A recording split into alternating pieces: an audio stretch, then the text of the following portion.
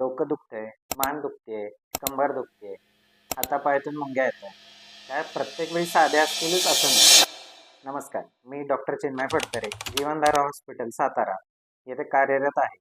तर प्रत्येक वेळी तुमचे जे डोकंदुखी, मानदुखी किंवा कंबरदुखी ही साधी असेलच असं. तर तुम्हाला न्यूरोसर्जनचा सल्ला कधी घ्यावा हे जर जाणून घ्यायचं असेल, तर चला माझ्याबरोबर या व्हिडिओमध्ये तुम्ही जाणून घ्या की न्यूरोसर्जनचा सल्ला कधी घ्या.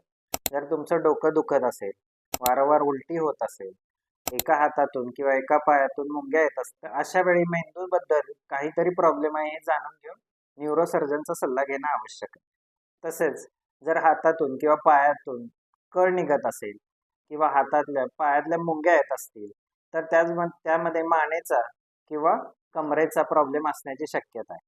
तर अशा वेळी तुम्ही न्यूरोसर्जनचा सल्ला घेणं अतिशय आवश्यक आहे. याचं कारण असं, तर या गोष्टी जर वेळेत निदान झालं, वेळेत उपचार झाले, तर पुढचे जे कॉम्प्लिकेशन्स जे होणार आहेत ते आपल्याला अवॉइड करता येईल. तर वेळेत उपचार हाच योग्य उपचार. तर यासाठी तुम्ही न्यूरोसर्जनचा सल्ला अवश्य घ्या.